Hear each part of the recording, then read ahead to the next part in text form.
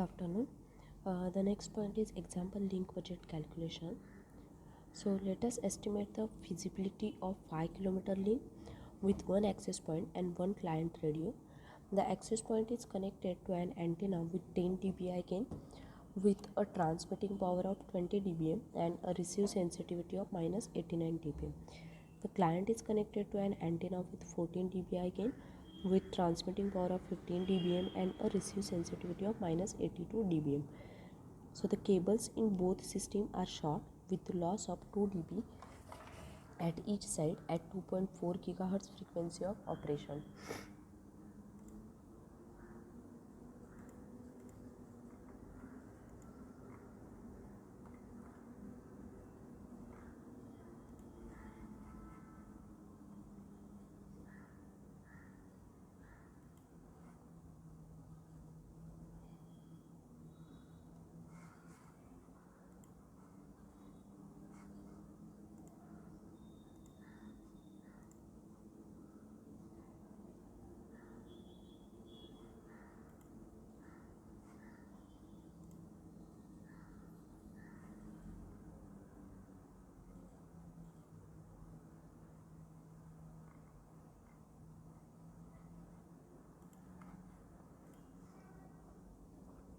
Then the cables in both the system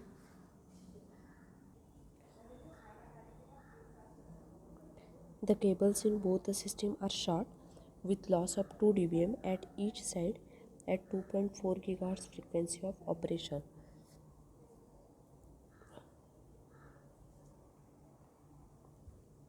So sorry.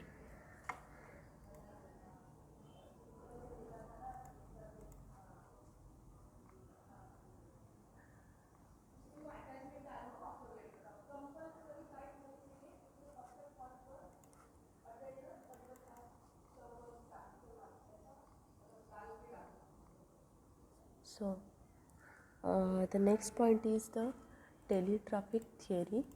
Now, uh, the teletraffic, basically the telecommunication traffic engineering, or we can say teletraffic engineering or traffic engineering, it is the application of traffic engineering theory to the telecommunication. The teletraffic engineers use their knowledge of statistics, including queuing theory, the nature of the traffic, their practical model, their measurement and simulations to make the prediction and to plan telecommunication network such as a telephone network or the internet. And these tools and knowledge help provide reliable service at the lower cost. So the field was created by the work as A.K. Erlang for the circuit switch network, but it is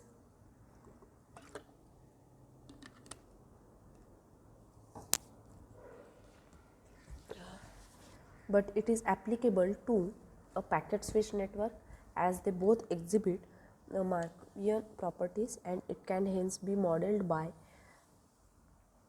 Poisson's arrival process. Then the observation in the traffic engineering is that in a large system the law of large number can be used to make the aggregate properties of the system over a long period of time much more predictable than the behavior of individual parts of the system.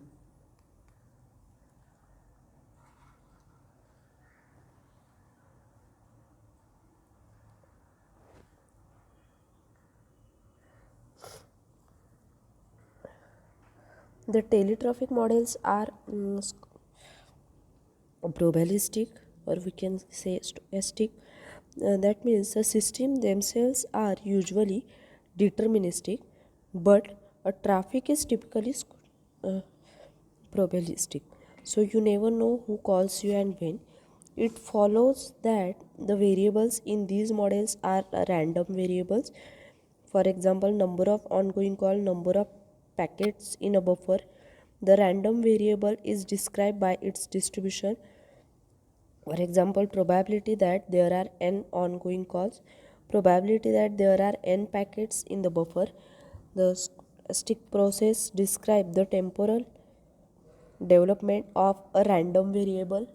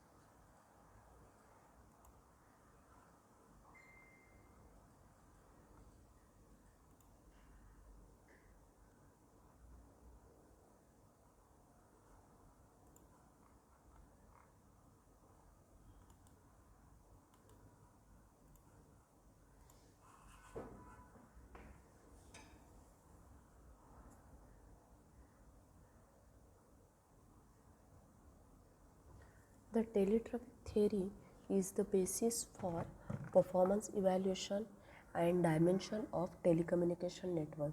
It is founded by Anger Erlang, a Danish mathematician at the beginning of 20th century. The theory has been developed along the development of a telephone network, and it is an essential component in the design of traditional telecommunication network.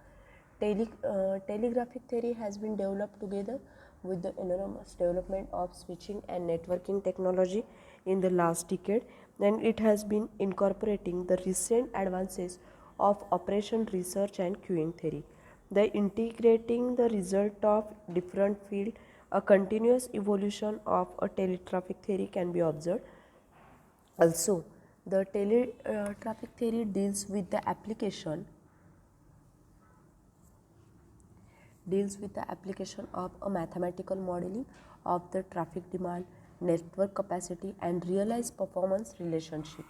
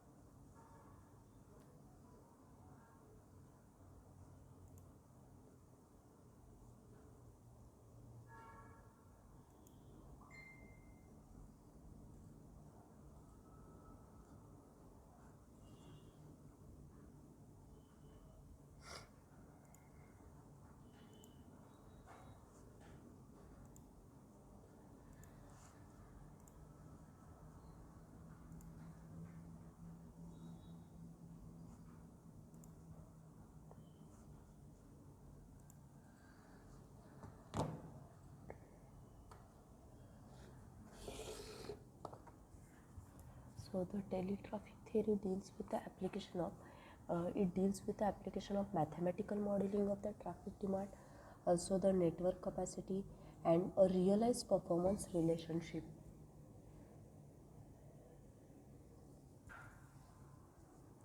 The traffic demand is a statistical in nature, resulting in appropriate models, which is derived from the theory of stochastic process.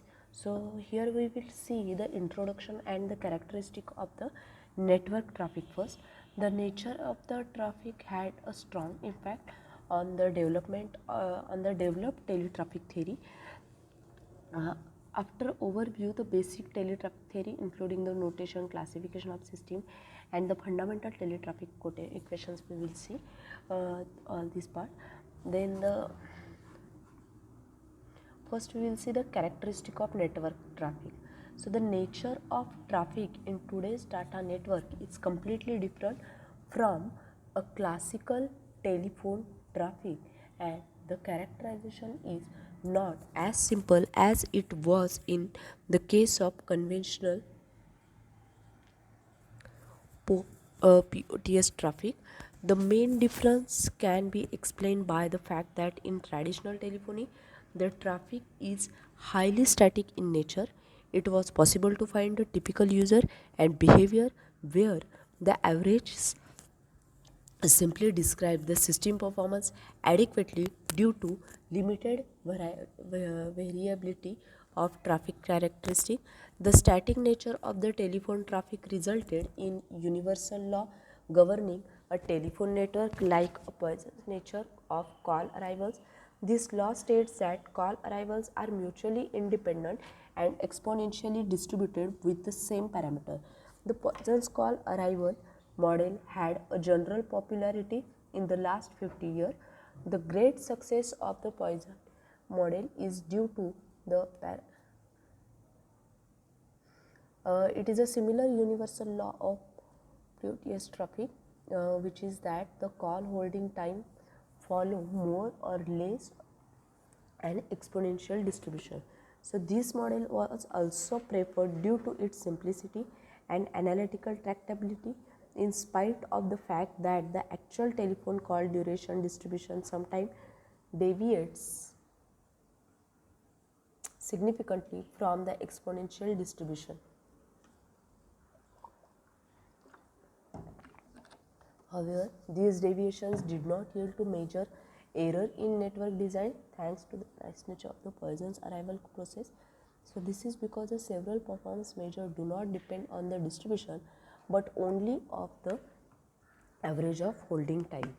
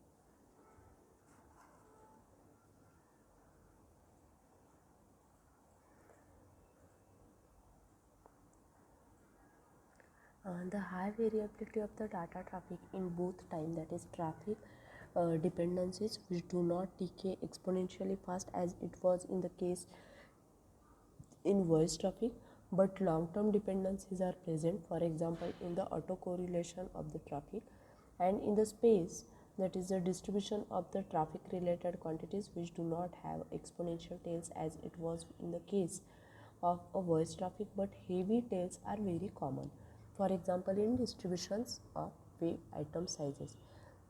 So the calls for new models and techniques to be developed statistically, the long-term dependencies can be captured by a long-range dependence, that is the autocorrelation exhibit power law decay. The extreme spatial variability can be described by a heavy tail distributions with infinite variance.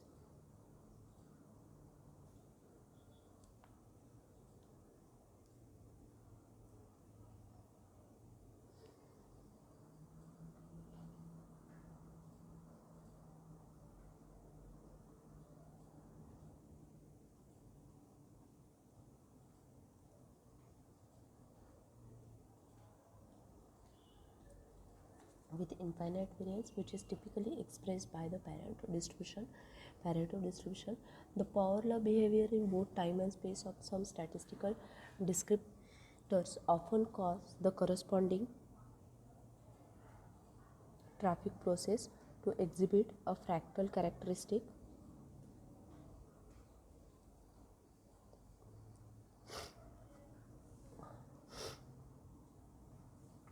Now we will see the basic concept of teletraffic theory. So the basic notation is that a demand for a connection in a network, demand for connection in network is defined as a sale. A demand for the connection in a network is called is defined as a call which is activated by the customer, and the call duration is defined as a holding time or the service time.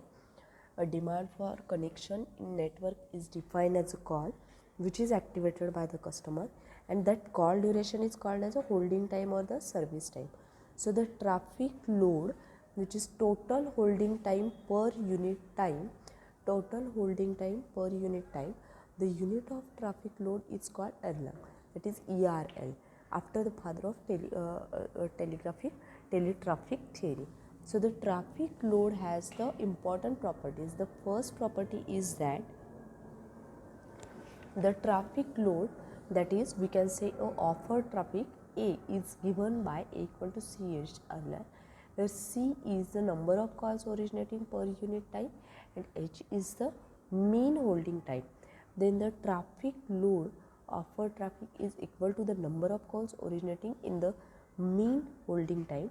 Third, the traffic load carried by a single trunk is equivalent to probability that the trunk is used, or we can say busy. And fourth one, the traffic load carried by a group of trunk is equivalent to the mean number of busy trunk in the group.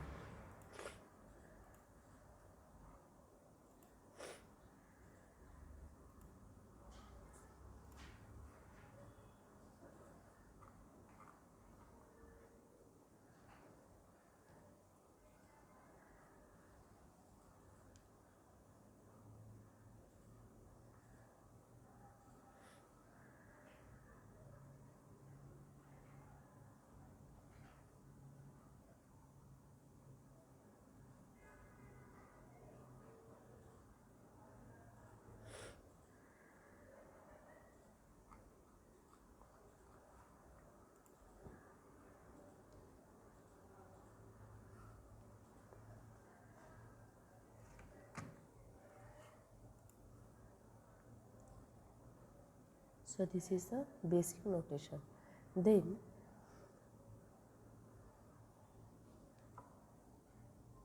the next point is the classification of teletraffic